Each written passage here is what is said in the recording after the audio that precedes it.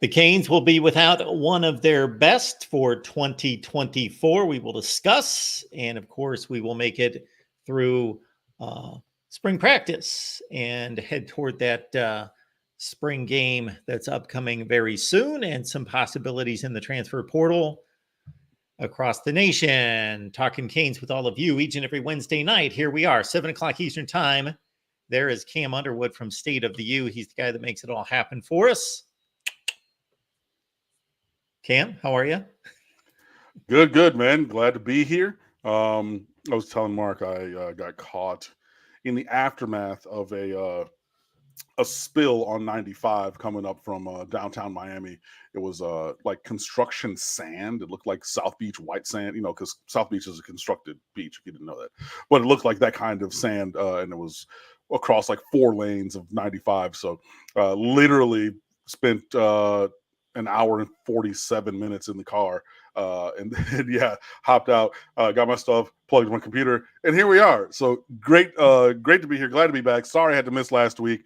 Had something pop up at the secret day job, and the CEO called me again and was like, hey, it would be really good if you were able to do this. And I said, you know what? I'm available. Sorry, guys, but hey, I'm here right now. With you guys and Mark, and excited to talk some Hurricanes. So let's flex that muscle. Let's use this microphone. Let's get it going. As I responded to Cam, we are going to miss you on Wednesday night, but that sounds like a wise career move to make. So yeah, you go do what you need to do. And it was a good time. I was picturing you on the highway here with one of those monster trucks, kind of making your way over the mounds of sand. It wasn't that big. I mean, I don't have a monster truck for one. I'm not a monster truck person, but it wasn't like mounds, but it was like it was enough, and it was like widespread as well, and everything. But hey, like I said, I'm here now. Let's talk about the Canes. Well, we're going to talk about a former Cane to get us started, because you have been high on Nyjalik Kelly for quite some time, and for good reason. He's a productive player. Yeah. Do we have any reason to know why he has chosen to move on, besides always have to think first and foremost NIL? I mean, maybe just looking at the depth chart, man. Like we've brought in a lot of defensive linemen, defensive ends, and everything. I saw a bunch of people hopped in my mentions. Geez, I got to open this up. It was one of our frequent commenters, actually. I'm scrolling. Kylo Ren, Miami Hurricane, said loved him, but Lightfoot must be more ready than anticipated. I don't know about that, but like it's number one is possible. Number two, like you're just looking around, like, hey man, where are these snaps going to go? Like he had elevated himself to the starting, defensive line last year. Like I said, he was going to take capital T, capital L, the leap. He was primed and poised for that. He's just a shade under 6'6", probably about 250. Well, no, I think he's more in I think somebody said 266, but he's like 6'4", 6'4.5", like 255, 260, like all the physical tools in the world, long wingspan and everything. But yeah, got injured, and then it can be tough to come back from that, and it can also be tough to get your spot back, because especially when it's not in a professional setting where it's just like, oh, we've built this organization around you and we're compensating you at such a level, like in so many words, and it's kind of, I mean, take it back to elementary school, move your feet, lose your seat. And, I think there's a measure of that going on. And, I have not been tweeting as much from the State of the U Twitter account, but I did hop on there to quote tweet Gabby's tweet saying that Nyjalik was leaving, and I had to invoke the spirit of Ed Reed. Hurt dog. Don't ask me if I'm all right, because like one of my favorite players on the team, like y'all, I am not saying that I know I can get on here and be pragmatic. Like if I write the good, the bad, and the ugly, like I come at it from an analytical standpoint. I'm an emotional person, man. Like I love the team. I still have favorite players, and everything. And Nyjalik Kelly was one of them. But like with everybody else, wish him well in wherever he lands. I think that he's still a Power 5 player. Maybe a fresh start would be good. Sometimes that happens in many situations. But yeah, I really do wish him the best. Elsewhere. If he ends up somewhere where he plays against Miami, I hope him individual success and that team corporate failure when they play Miami, collective failure, as it were. But yeah, it's just kind of one of those things, where you it's the nature of building a roster. You're going to get some in, you're going to lose some out, and unfortunately, he's one of my favorite players. But yeah, hopefully he's able to get healthy and fashion himself a decent career elsewhere. And of course, the transfer portal is just a few days away from being open, and we will see high traffic across the nation. And I have seen articles written. I have not read them per se, but seen enough with the headlines, with the anticipation that Miami is going to be very active in the transfer portal. Now, Damian Martinez is an all Pac-12 first-team running back who gained over 1,100 yards at 6.1 per clip. And to dive a little bit deeper, at 6 feet 230. His numbers, according to Pro Football Focus, in regards to yards per contact, are almost exactly what Mark Fletcher produced last year, which were sizable numbers after being hit. Yeah, this is a guy who, it would be thunder and more thunder if you're bringing in Damian Martinez, a guy who had nearly 1,000 yards as a freshman. So you're talking about just short of 2,200 yards, 16 touchdowns across a couple of years for Oregon State. A smash mouth team that loves to run the ball, and he was very focal in that pursuit for both years that he was out there. 6.1 a carry as a freshman and a sophomore. So basically proven across 2 full seasons. You give the man the ball, 6.1 yards is what you're going to get. And yeah, this is a guy where I think that there is space for him at Miami. I think that you give Mark Fletcher firm competition for the number 1 running back slot now, if you were to add Damian Martinez. And like I said, it's thunder and thunder, and it's a little bit of roster optimization.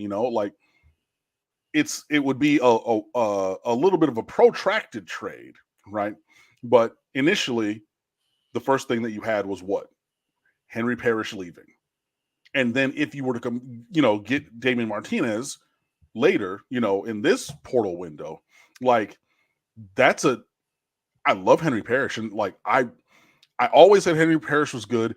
I did not think that we should have recruited him over Donald Chaney or Jalen Knighton in the recruiting class that happened a few years ago. I think we're pretty good on that. I love taking him back when he decided to transfer from Ole Miss, but I'm going to be honest with you guys.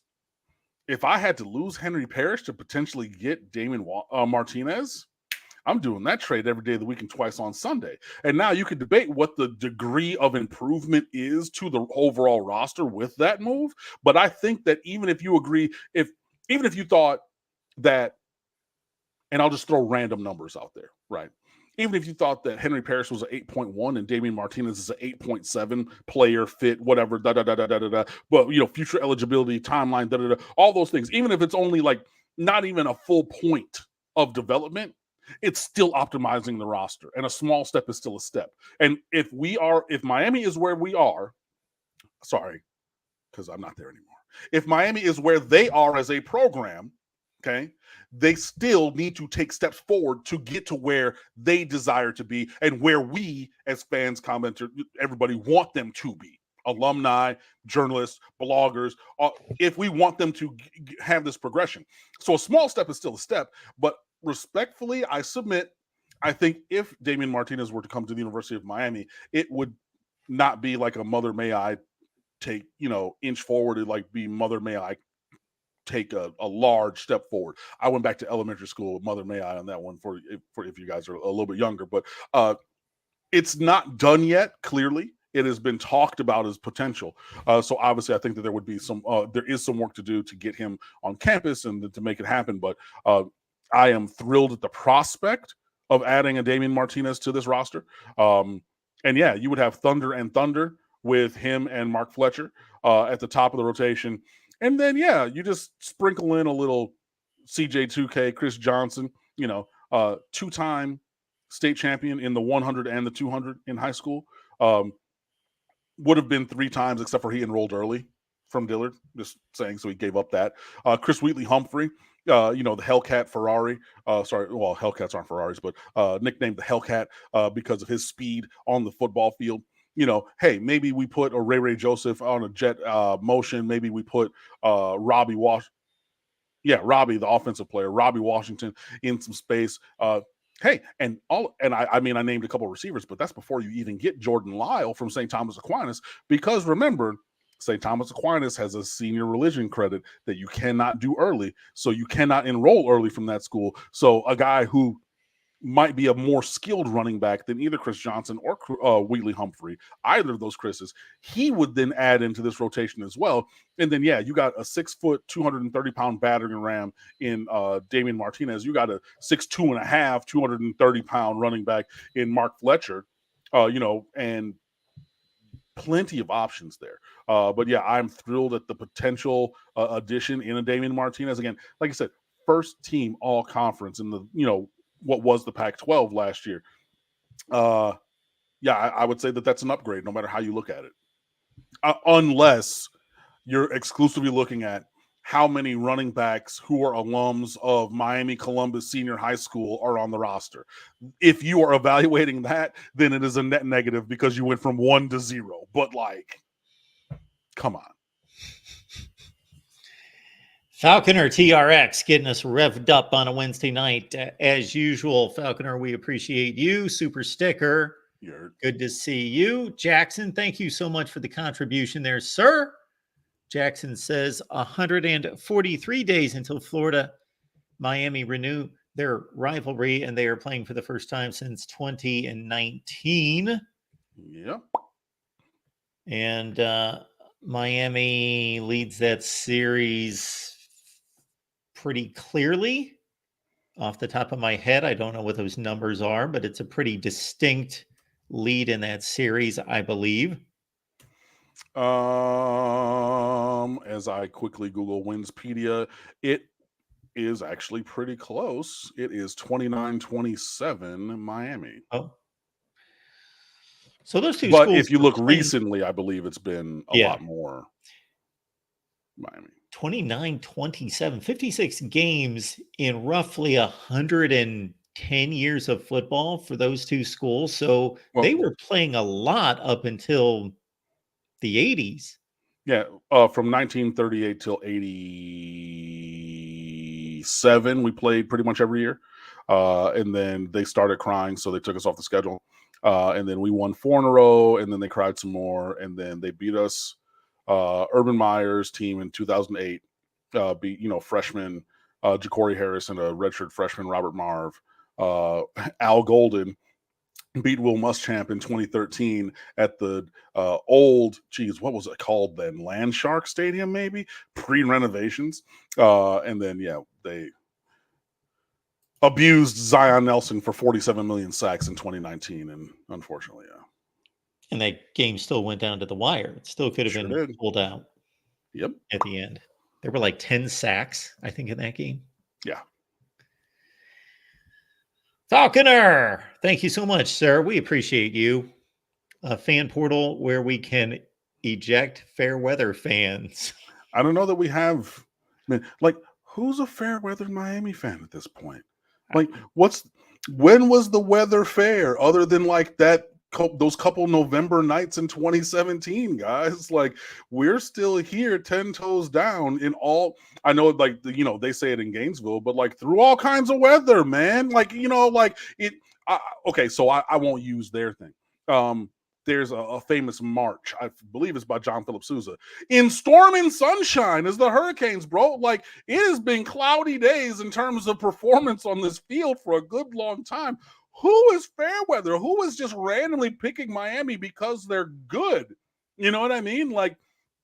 That's not a thing. But if there are people of this ilk, maybe they can go. And I did see somebody on Twitter saying that he was personally going to write the entire Hurricanes program off if Ja'Cory Harris was not the backup quarterback, and he didn't even want to bring in Cam Ward, and this is setting everything back and blah blah. And I'm like, whose man's is this? Where are you coming from?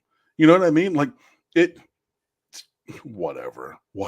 So people like that, and people who might be fair weather or just maybe not fully committed to being a Miami Hurricanes fan, which I know that they haven't given anything to really like hold on to other than like you would have to be really granular and look at some really small individual play moments or individual players. Like, hey, I love the number 15, for example. And I saw Gregory Rousseau one year and Jalen Phillips the next year.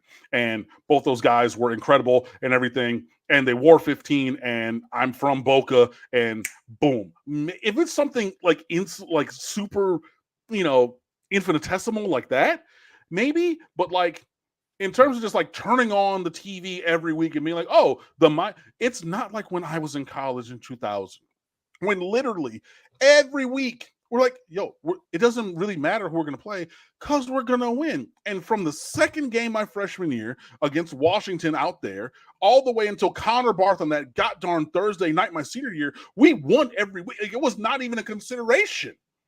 We haven't had that. So, like, how are you being a fair weather? Like, is it the number 15 thing? Are you just like, I love safeties from South Florida. So I latched on to Jaquan Johnson and then Sheldrick Redwine and then,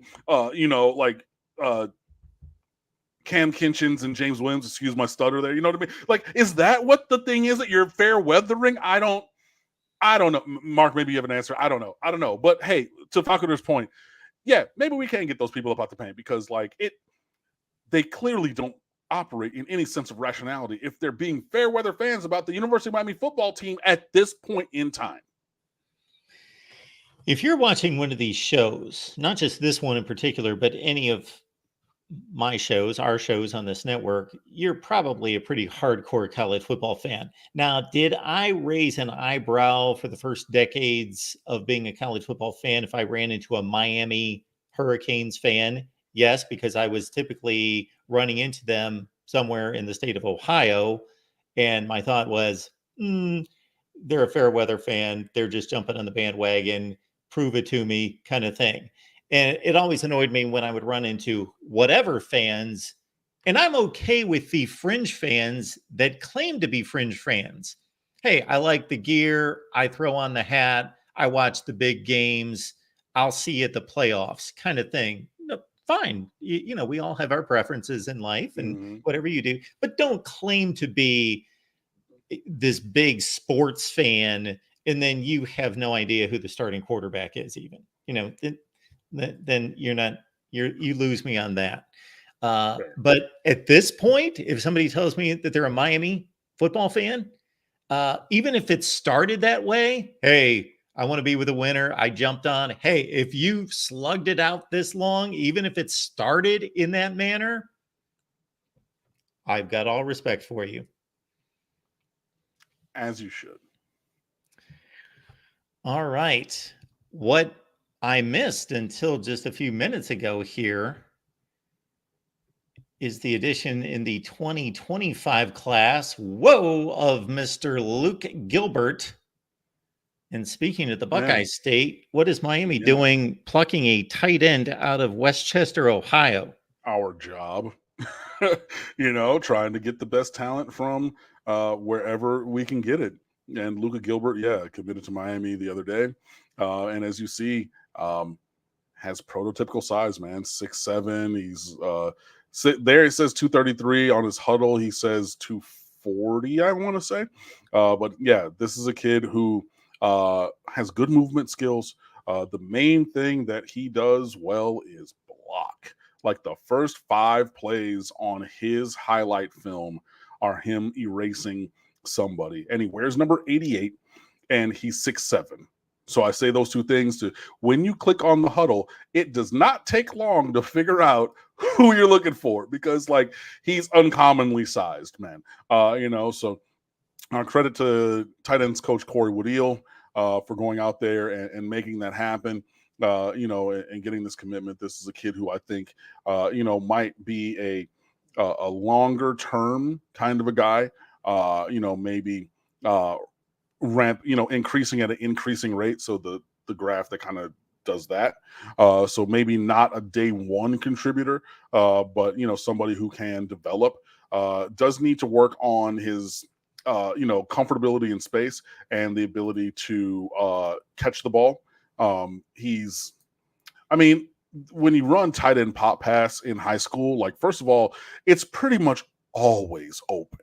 Like, just hut, 1, 2, 2 steps, or pat the ball, and then just the tight end, like, right up the seam, right where the linebacker usually would have been, or they vacated from there based upon reading keys and doing something else. But pop pass is always going to be there, and he caught a lot of those. But like, you see Elijah Lofton making all of these circus catches in practice and everything.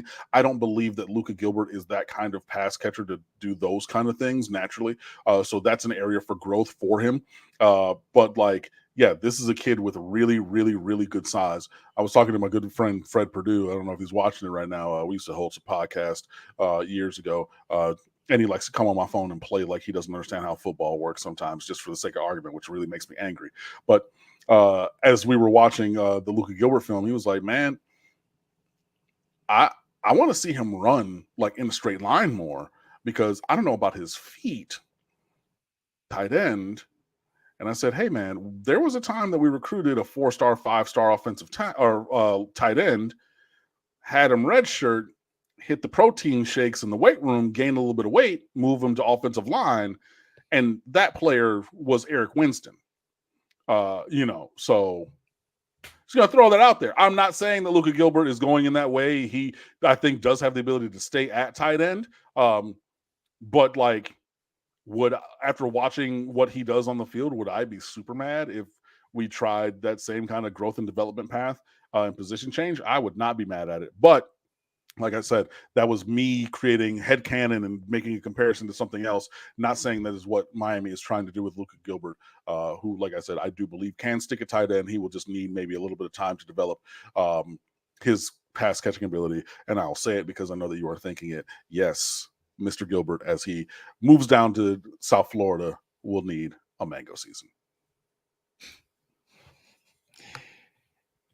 Yes, 22 offers, and from the major players in the region: Ohio State, Michigan, Penn State, Michigan State, Pitt, and others, and even across the nation, places like Texas A&M, Louisville, and others. And Iowa typically knows something about developing tight ends, and they threw him an offer as well. And I will say 2 things. One, Acorn fans from the school where Jeremiah Smith now plies his trade tried to say that they were not recruiting this kid. And then like everybody pulled up screenshots and be like, bro, like he visited Columbus like 7 times in the last 14 months. Like, what are we talking about? Y'all weren't, stop it. And 2, and I don't want to drill down on this now because of time and focus, but we can revisit this.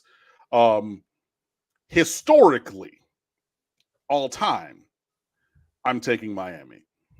However, present day, tight end Iowa. Yeah. So that will be a great conversation, but I don't necessarily know that it's a great conversation other than us agreeing, because I'm right there. I think it's Iowa the last 15 years. Yeah. And I'm almost 100% positive. I would have to do the due diligence of going through the entirety of the last, let's say, 40 or 45 years. But I do believe that Miami is still produced more and better talent at the next level overall. But yeah, Iowa's been crazy good recently.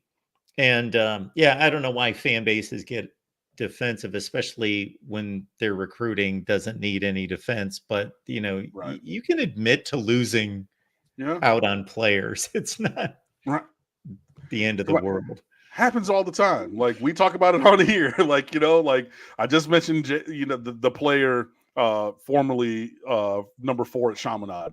You know what I mean? Like, it happens every day, B. And I know you don't want this player ever mentioned, but you just mentioned the player. And I will say that everybody I know that's connected with Ohio State as beat writers just say, oh, man, and they've been watching Garrett Wilson and Chris Olave and Marvin Harrison Jr. and all those guys. you understand the foundation of my consternation, because we knew this wasn't, we knew he's that guy. Like, it wasn't even like somebody who was really good who like developed over time, or like, no, like this is a transformational, generational. We haven't seen one of these from here, especially in, I don't know, ever. And I don't know that we're going to see another one like that. I mean, like, geez, that's the foundation of where, yeah, my negative emotion comes from, because yeah. Exactly. And again, just to underline, I don't need to do this for you, but for everybody else, these are guys that have been watching the best wide receiver room in the country for the last 5 or so years, and they're still saying, yes, this guy's different. Again, but even when you like would go, and I've been around the world of recruiting since, when I started teaching in 2005. I mean, I followed it even before that, with the signing day newspapers, and the back then when it was like ESPN would have 2 hours or something, and then like exhaustively on the college football video game, and like really understanding. Like, I've been around this for 20 something years. I've seen lots of players at this point. Different. Like, there are guys who jump off the field. Long story short, when Monarch had Sean Burgess-Becker and Calvin Ridley as juniors in high school, Burgess-Becker was the more big-time recruit. They came down to Miramar High School to play Miramar in the first round. Everybody's like, oh, number two. I was like, this number 8 kid, the other one, Ridley, that's the guy. Because like Miramar played Ely back when Patrick Peterson, then his last name was Johnson, but when he was in high school, and they jump off the screen like it's a 4D movie, man. Like, as I'm sitting in the press box, like, they jump off the field like they look different. And even among all of those that we've seen and everything, everybody can agree the artist formerly known as number 4 Chaminade was different than the differenter, than the Judy, than the Ridley, than the other Ridley, than the Amari Cooper, than the all of them are in the list. But as I said to someone in a meeting one time, like, or actually, no, I said it to a friend about Jonathan Groff in Hamilton. In a cast of stars, he is the sun. That's this guy.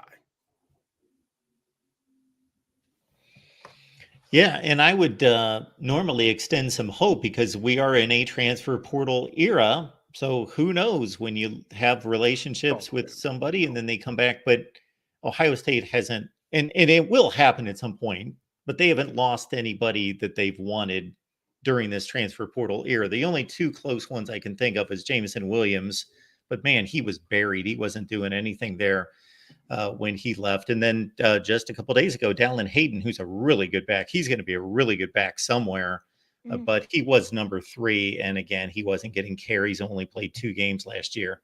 But Falconer, what you got? But can we keep Luka Gilbert until signing? Sure, why not? I mean, we've gone into other people's backyards all across the country. Miami, like, I mean, I know that, look, Miami does not get everybody. No team gets everybody. Not even Georgia, not even Alabama, not even O State. Nobody gets every single player that they are recruiting. I mean, look at Justin Scott. He was committed to O State, right? Where is he currently? On campus at the University of Miami. You know what I mean? So, like, you're gonna lose guys. But, like, again, Miami is a top-tier program. We're going to recruit. We have the Canes connection, NIL, that they're going to, spend the money to get the guys, and, through recruiting and through retention, right? So they're going to have that.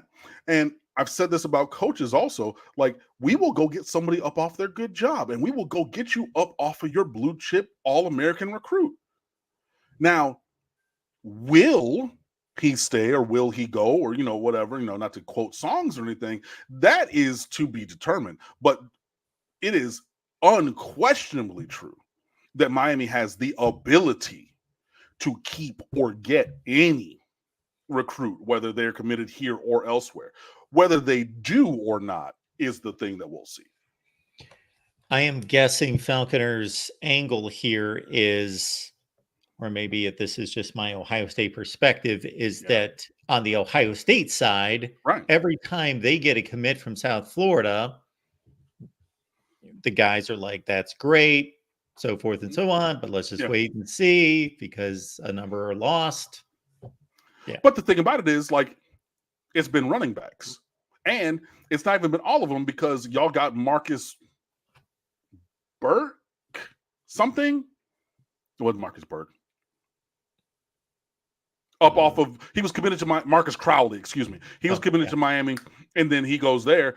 The last 2 years has been Mark Fletcher and Jordan Lyle. Great, cool, fine, whatever. But like, again, considering our whole entire conversation, if you had to give up a Mark Fletcher and a Jordan Lyle for the artist formerly known as number 4 from Chaminade, y'all are everybody's making that trade every day of the week, twice on Sunday. Falconer also making another great point with the next super chat. Clemson is 100% correct to not use the portal. Absolutely. I agree with Dabo and his operational choice to completely ignore the portal and this new way to add talent to your rosters and potentially optimize your roster by, addition and subtraction. I agree with him to ignore this, to operate in an antiquated way that does not leverage this in any way, shape, form, or fashion, and rely only on the strength of what they have done with no growth towards the future. I agree with Falconer and his point, and also to Dabo Swinney and his operational presence. Absolutely. Great job, Dabo. Keep that specific thing of not using the portal exactly where it is, because that is the right choice for you. And you know what? I empower you to make the choices for yourself that you think are best. And if you think that is best for you and your program, who are me to disagree with you? Great job, Dabo. Keep doing that exact same thing. I happen to think that Dabo Swinney has proven to be a great football coach. However, I do not understand this position. I understand the position at the outset of the transfer portal. If we go back 3 years, in a sense, in saying we still want the foundation to be high school recruiting and then supplement with the transfer portal before any of us knew how crazy it was going to be. But clearly, we see the best teams in the country have significant contributions from transfer players. I don't know how they're going to be able to keep that up. I would expect, I don't know if he's just flat out stubborn. He can't be that. I'm not even going to use the word stupid. It's the first one that comes to mind. Naive or just obtuse, stubborn or just not understanding or seeing what's happening. I mean, hey, I don't know. But like I said, who are me to disagree with Dabo making the choices to do what is best for his program? But yeah, ignoring that. I mean, like, there are clear holes on the roster that can be plugged with transfers. I mean, we've seen it in so many places. But hey, and like, the foundation of the Miami Hurricanes roster is recruiting. Full stop. Like, yes, we are sprinkling in the transfers on top, but this is not the mercenary look that Deion Sanders is taking at Colorado, where he brings in a handful of guys who, in a normal year, Jordan Seaton's probably not a 5-star because he's maybe he ends up being that guy, but like in a normal offensive tackle year, like 2 years ago with like Pancake Okunlola and Maui Noah and Caden what's his face from Alabama, bro, he's not a 5-star like that. But it was a little bit of a down year and everything cool. But like, I don't know that he even stays a tackle. Maybe I'm wrong on that. But then you have only a couple of other guys. You just had a starting safety who's going to go into the portal from Colorado the other day and everything.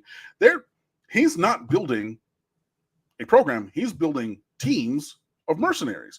And it's a great sound bite to say, yeah, I don't do in-home visits and I don't visit schools because I'm Deion Sanders. And if I go one place, then the other schools are going to feel some kind of way, and you think that Nicholas Marquand Saban didn't have that?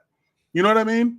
I don't know that his middle name, but like, you think that, I mean, when he was coming down here to recruit Gervin Hall, this is Nick Saban, right? He landed the helicopter on the football field at Palm Beach Central, right? And there are all kinds, there's more football talent in South Florida you can shake a stick at. And he went from there, and then he had a St. Thomas, and he had a Central. And, you know, I don't even think he went to Central, as a matter of fact, right? But he went to the schools that he went to and then left. And then, look, I'm going to send you an email. I'm going to give you a call, coach. Maybe we hop on the Zoom. Coach, look, love your program, whatever you have going over there at Homestead Senior High School with the Broncos. Love that. It's just a little bit too far south, all the way by the Keys. Wasn't able to get down there. But you know what? We're going to have a coach's clinic in June. We'd love to see you out there. Continue to You can do all of that. You think come on, man. You are not the only coach in the game. You think that Kirby Smart goes anywhere in the state of Georgia, any district, and they just say, oh, it's cool. You went to Carrollton, but not to West Carrollton. That you went to, Grayson, but not East Grayson or whatever the neighboring school is. He's not the only one. And he has this prime time view of himself. And I get it. But like, what he is voicing is a concern that everyone has. You think Mario Cristobal is going to go somewhere, right? And then if Mario Cristobal went out to Bishop Gorman in Las Vegas, you think that he's not going to Desert Palm, I think is the high school that what was his name? Number 0 for Georgia, Darnell Washington went to, right? You think they're going to be okay with that, right? You know, like, it's just, this is a thing that everybody has to deal with. But then saying, okay, cool, I'm not going to visit anybody. I'm not going into anybody's home for a recruit. So no, sit there on the couch and Howard Schnellenberger leave the pipe on I'm not doing any of that at all.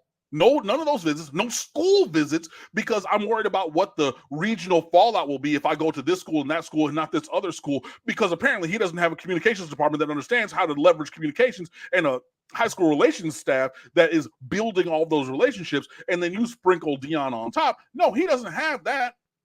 So what is he doing?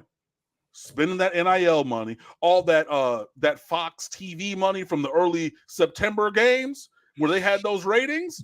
He's spending that money to build a mercenary squad, but to build a program, or in the words of Kevin Steele, a program that will maintain itself over time when you have attrition by graduation or defection or other, and then you replace them with someone else.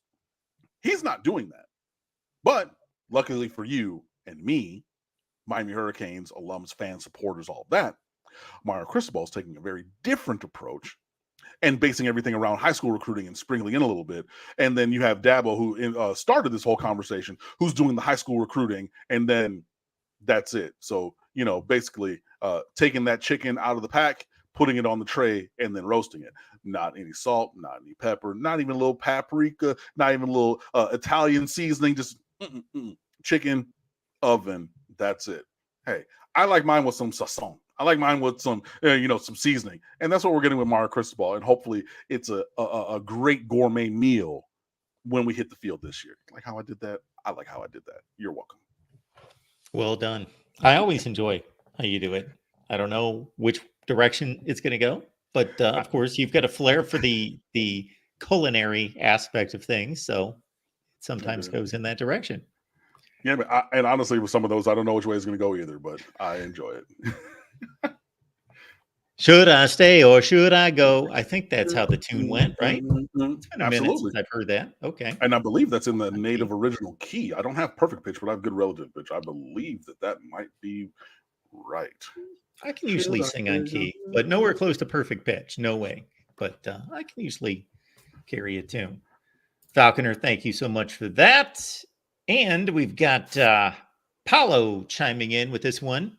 Thank you so much for the contribution there, Paolo. Any other players you see transferring from Miami?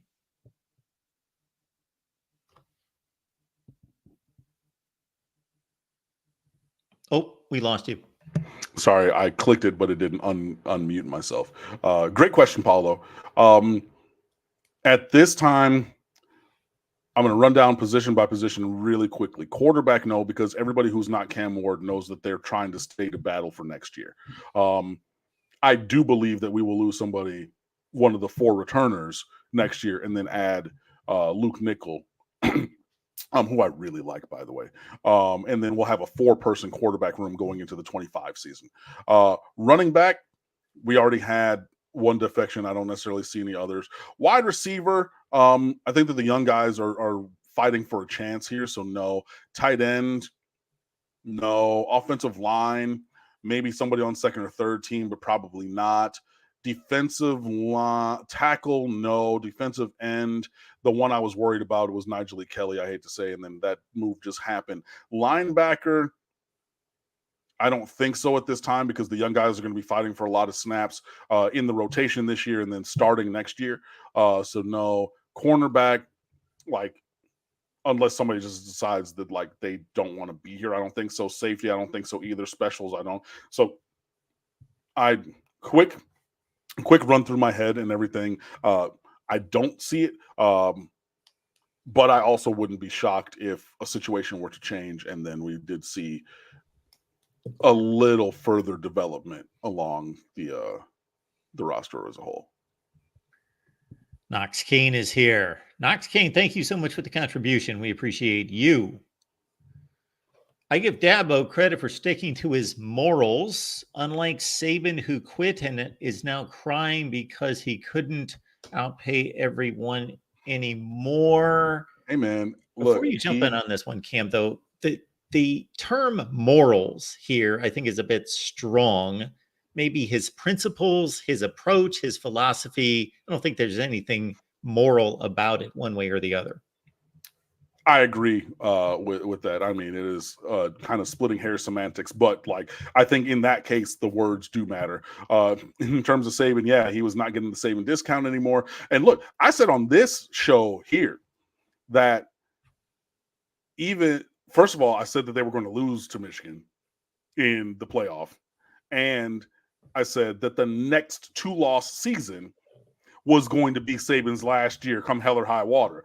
I didn't know that I was so right that it wasn't even not the next one past this one. The next one counting this one was going to be the last one. So I was even more right than I thought I was. But yeah, the landscape has changed completely, and I made the point before, but even with, college basketball, you don't really have these really superstar head coaches anymore. And it's going in that kind of a direct of that same age cadre, your Jim Boeheim's, your Roy Williams's, he's a little bit younger, but like Jay Wright still, he even stepped away. And then you're looking at, Saban and others, and you look at the next group of like elite coaches, Kalen DeBoer is younger, than Saban. So is Kirby. Dan Lanning is still the 6th youngest head coach in FBS at only 38 years old. And I say that because I'm past that. You know what I mean? And he's doing great things. But yeah, the landscape is changing. And then Saban looked out there and said, you know what? I have all of this success to my credit and all of this money. I'm good releasing what, in his view, and he said it, was the additional stress of portaling and re-recruiting your own players. And I mean, even like a Caden Proctor, you know what I mean? Just like all those kind of things. Like it can start to wear on you. Like you do something in this realm for that long. Wow. Interesting. That light bulb. Oh, I don't know why to go off. I didn't touch anything. Anyways, but yeah, it can be tiring, and so now Saban has all the time in the world that he needs to nap. It is a short period of time, isn't it, where you go from whether you're comparing your age to your peers or work colleagues or people of high position or celebrities, authorities. We're talking about head coaches, where you go from a place where you just assume just about everybody's older than you. Everybody's older than me. They're people that they've been around. And then suddenly it doesn't seem that much longer. And you're like, I'm definitely much more in that position than you, where it's like, it seems like, man, I see all these coaches that are like 40 years old. And I'm like, yeah. The real one for me was Gilbert Arenas because we were in the same grade, but my birthday is like, middle end of August. So like I did an extra kindergarten year and his is like early. So like I was 19, like right after I graduated high school, and he was like 17. So he's like a freshman at the University of Arizona. And it was just like, that was the one where I was just like, whoa, hold on a second. Like, wait a minute. But hey, a story for a different time. But yes. And here we've got Falconer. Loves it, as we all do when Cam goes off. Hey man, I appreciate being the entertainment and also, coming at things from a reasonable standpoint. Like it's very infrequent that you just get like pure emotional reaction, which has happened a couple of times on here. But like, yeah, I do try to.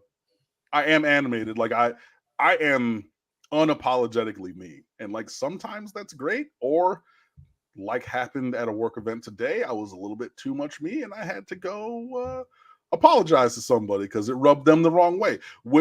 Which will happen, but I am enough of a upstanding individual to say, hey, I saw your reaction and I understood that what I did was in a reactive way. And I apologize for that because like I clearly see how that landed with you. I see the impact it had with you. So it was not my intent, but I get it regardless. I can own up to it. And look, I came over here because I wanted to apologize to you directly about it. So I'm not sending it through any intermediaries or anything. I did something that was a foul. Your reaction let me know that. And so I'm here to own up and say that. And whatever, you can accept that or not. And I'm pretty sure that person has not accepted that apology, and that's fine. But yeah, I do try to, at least come at it from a reasonable standpoint and admit, hey, yeah, overstepped the line, something that was not necessarily 100% whatever accepted, or they didn't land in the right way. But I can admit that. But usually when I'm here, I'm right, and y'all are wrong. So shut up. I hate to hear not accepted an apology. Hey, it is what it is. And it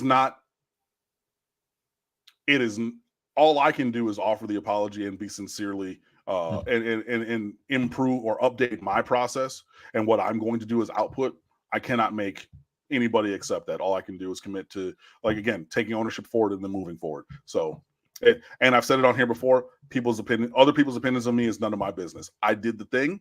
I apologized for it and I owned up to it. I took, full ownership in front of people because it was done in front of people. And my thing has always been, I'm going to accept responsibility and I'm going to try to repair this relationship in front of the same people that I might have ran. Like, I'm not going to like do a thing in front of everybody and then pull you to the side. No. I'm going to apologize in front of those same people because you were owed that. Whether you accept it or not, hey, whatever. But I did what I could. So, hey. Well, that was a tremendous gesture on your part. And I think you're also distinguishing times in which, at least based on my experience, there have been times where clearly I was in the wrong. There is no question about it. I have to apologize to this person. Other times where, okay, I miscommunicated in some way. I never intended this to be offensive or to be wrong.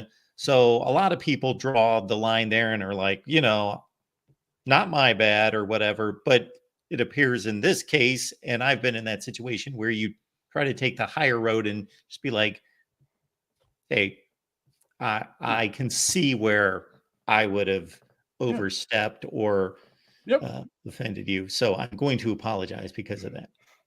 Absolutely. But hey, like I said, I did my thing. And then I got stuck on 95 behind spilled sand. But hey, I already talked to you about that. We are only responsible for us. Falconer TRX, Cam, and Mark are the best show on the voice of college football. Wow. High praise, my friend. Thank you for that. That is all good stuff. And in our remaining time, I will ask you this, Cam. I am guessing that the Hurricanes have gone through probably 2 scrimmages at this point. What are we hearing the good, the bad, the ugly.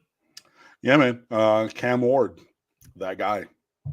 Like, I don't know what that person on Twitter was talking about being upset that he's here. Like, yeah, no, he's here and you're gonna know it. And the main thing for me is no injuries.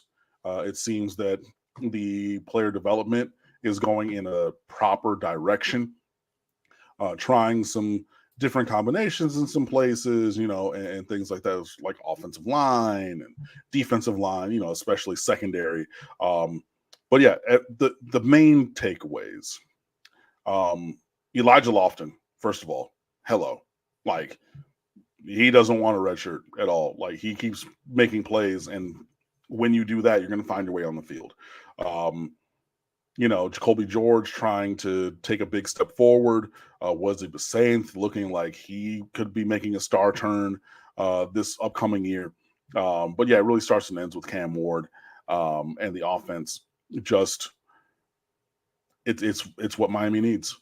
And any word on how Big Trip is doing? I have not heard specifically. That's Antonio Tripp, who's an interior offensive lineman. I have not heard specifically on that. But good question, Ray. But yeah, man, the health thing is the biggest thing for me at this point, especially when, as evidenced by Nyjalik Kelly in putting his intent to go into the portal. And again, he could change his mind. I don't necessarily know he's going to, but he could. But looking forward to the season, it looks a lot different if there are injuries to key players in camp that keep them out for part or all of the season. You know what I mean? Like, the Mawanoa brothers both had minor procedures at the start of camp. So they were held out that first week or first couple days, and then they worked their way back in. Got it. But next season looks very different if no one named Mawanoa is healthy enough to play. You know what I mean? So things like that. But we're going to see a lot about this on this week, Saturday. That's when the spring game is. I believe it's 4:00. I believe it's on ESPN Plus or whatever they're called. Watch ESPN and everything. Yeah, we will see the shell of some things. I've heard some whispers, but I really want to see, and this is not going to happen until fall, but I really want to see how Shannon Dawson in his second year, how the install grows, how the offense develops further. Because I said it multiple times last year, in wins and losses, it just looked like there was another play, like in the progression. Like, you come out in the same formation, you come out showing the same initial look, but where's the second or third variant or option off of that play? It just seemed like that was where those would have fit, but it was like, we're year one, so I don't have that second and third look off that first look. We don't have those installed and rep to the point of playing them on the field or putting them on the field during a game that matters. I really want to see where that goes developmentally for next year. And Lance Guidry just continuing to do good things with the defense. We got a big job ahead, especially with the turnover of the full secondary, basically. But I think that he has a great mind for what he does. Obviously, calling those timeouts at the end of Clemson game, every time that he did, dialed up the exact right thing, and then we won that game. So hopefully he'll have that. So those are things that I'm looking for also, but we'll see. And Falconer TRX, Cam just wants Cam Ward to make Miami great again. I mean, it doesn't have to be Cam Ward. I mean, again, I'm a fan already because of the name, but I would have been fine if it was Tyler Van Dyke. I would have been perfectly fine if it was De'Aaron King, Brad Kaya, whomever else. I just want to win.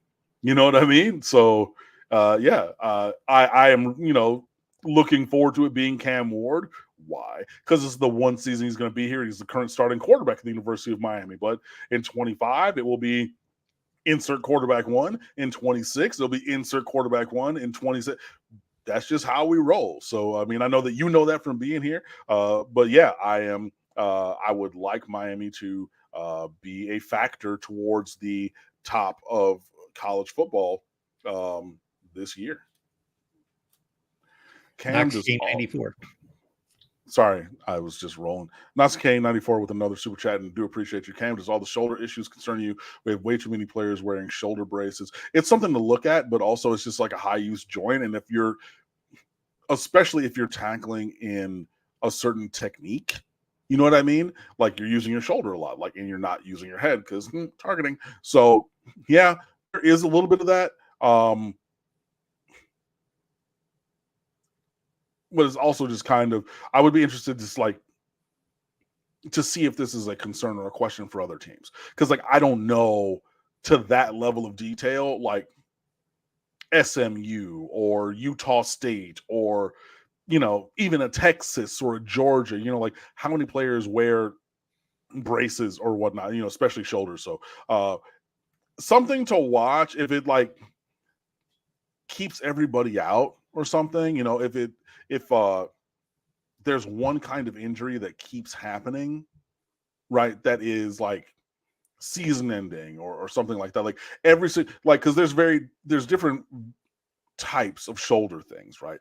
But if everybody's like, oh, I have a tear of the labrum in this exact place and like that for every single player on the exact same thing, then that's something. I mean, hey, maybe there's some guys who have lingering issues from high school. Maybe there's some guys who just like when they were growing their, the growth plates or whatever. They're like, there's a lot of different things that can go into it. So it's something maybe worth noting. It's not to a level of concern for me yet, but now that you mention it, it's something that I actually am going to write down and try to either run down in terms of talking to somebody or like narratively look at and try to circle it that way. I'm not concerned, but I honestly, this is a really good question and something that like is a thing that I've seen but haven't really focused on. And I appreciate you asking that because like I love it when people challenge me to think in a different way. And you've just done that with your question, Knox K94. So I appreciate that. Awesome stuff. And this coming from a guy that thinks in so many ways, in so many directions. So that is takes some doing, Knox Kane. There you go. Appreciate you finishing us off in a good place. What's going on there at the State of the U? Yeah, so Mike Schiffman wrapped up basketball season with a recap and then also a poll for Monday night. Had Justin Tatavio in there with a couple of things. Kappa Kane has a thing that's up. Also, Craig T. Smith with his Monday musings still. Asking interesting questions, about Miami Hurricanes football, about like, so what's the direction? What's going on in spring? Or what are we looking for? Things like that. So all kinds of great stuff. Please go and fan with us. Okay, look, before I go on, I want to let y'all know I had to pick up some extra responsibilities at the secret day job, including two very large. Like I said, the CEO hit me up and was like, hey, can you come to this thing that last week, Wednesday, right? So like some not insignificantly sized items, right? And I had it actually planned in my calendar when I was going to write some recruiting stuff. So that's why I haven't done it. I'm going to get there. I know it. I almost sound like the boy who cried wolf at this point because I've been saying, I need to do it. And then I schedule it and then like something happens. I know. Just got a lot going on right now, but I'm still the same Cam and I'm still as dialed in as I've ever been. And I'm going to have that stuff for you guys. And I want to be transparent and let you guys know that.